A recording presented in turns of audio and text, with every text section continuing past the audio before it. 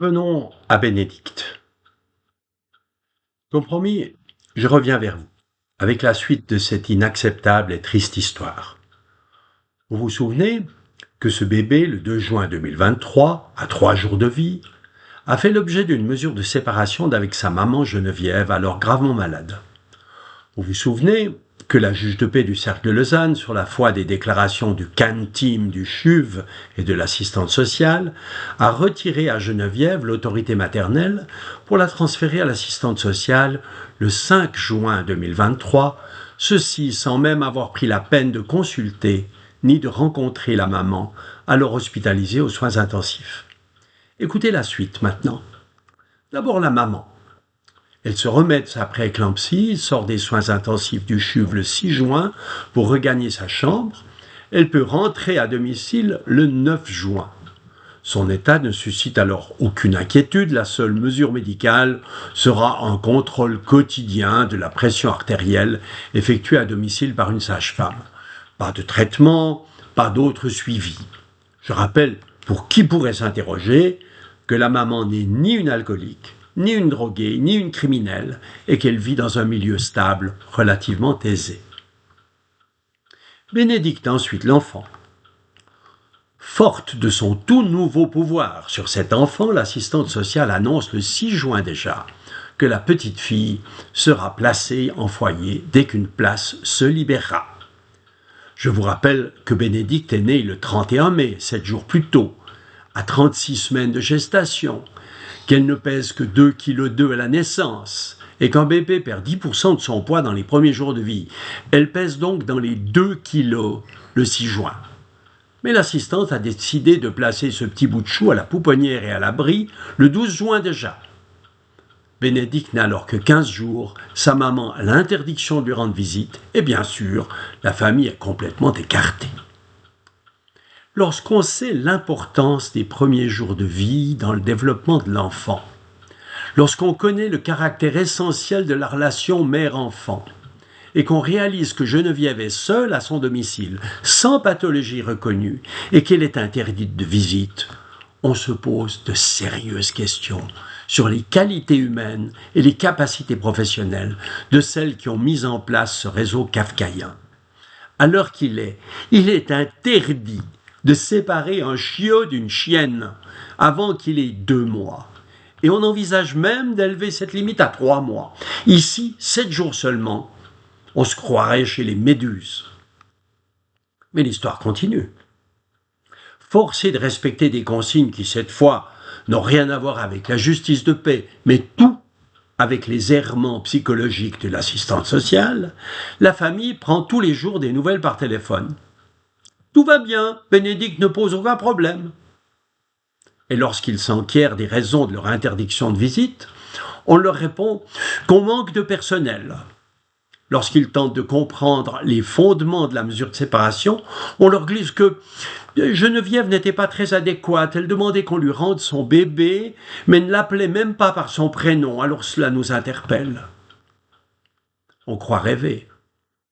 Mais c'est bien un cauchemar que vit la maman et toute sa famille.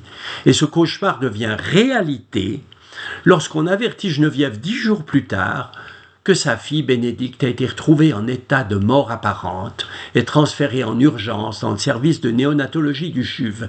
Elle y passera 1 mois. Mais comme elle devait aller bien les jours précédents, hein?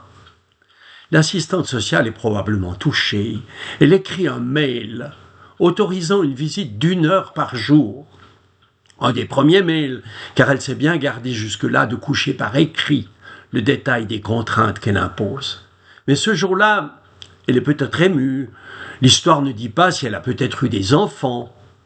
Émue, oui, mais pas longtemps. Un second mail parvient à Geneviève dans l'heure et réduit l'heure de visite exceptionnellement autorisée à 30 minutes. Je cite, « pour ne pas entrer en contradiction avec les règles du foyer ». Décidément, elle a dû faire un stage à la prison de Launay avant d'être engagée au DGEJ, où ce sont peut-être ses chefs qui l'y contraignent. Il y a de toute façon quelque chose de malsain dans ce service. La famille insiste. Elle va finir par pouvoir consulter le dossier de Bénédicte, celui où on note quotidiennement l'évolution des pensionnaires. Ce qu'ils y découvrent génère les doutes les plus terribles. concernant le fonctionnement de l'institution et de certains de ses collaborateurs. On peut lire que la petite Bénédicte de 2 kilos ne boit pas, qu'elle dort presque tout le temps, qu'elle est amorphe et sans réaction. On voit qu'aucun pédiatre n'a été appelé, malgré ces constats inquiétants, qu'aucun médecin n'est intervenu avant la découverte du petit corps cyanosé en état de mort apparente. Tout ceci se passe entre le 12 et le 22 juin 2023. Aucune enquête, à ma connaissance, n'a été ordonnée par le médecin cantonal ou toute autre instance pour non-assistance à personne en danger de mort. On ne sort pas indemne de tels événements, ni à cet âge, ni d'ailleurs au mien. On ne sort pas indemne d'une séparation brutale et prolongée d'avec sa maman quand on est un nourrisson. On reste marqué dans son cerveau et sa chair par un épisode aussi traumatique que celui qui ramène Bénédicte au CHUV le 22 juin. L'enfant présente aujourd'hui des troubles neurologiques, une surdité évolutive, mais combien a-t-il fallu de temps, de téléphone, de lettres, de pression et de demandes pour qu'on veuille bien la présenter à un neuropédiatre ou à un pédopsychiatre? Je l'ai dit et je le répète, ce qui s'est passé ce mois de juin 2023 est épouvantable pour Bénédicte, est épouvantable pour sa maman et sa famille. Pire est peut-être l'indifférence, manifestée tant par les institutions sociales que par le monde judiciaire.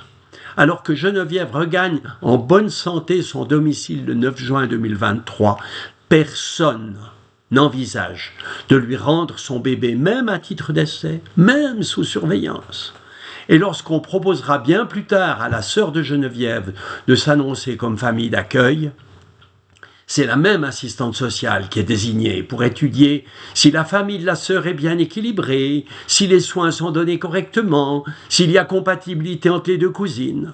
Profondément engagée auprès de Geneviève, sa sœur dira « Je comprends, mais c'est la seule chose que je ne peux pas faire. J'ai assisté au rapt d'un enfant, désormais mutilé dans son être. Je ne peux pas prendre le risque que la même institution m'enlève la mienne. » Merci de votre écoute et à bientôt.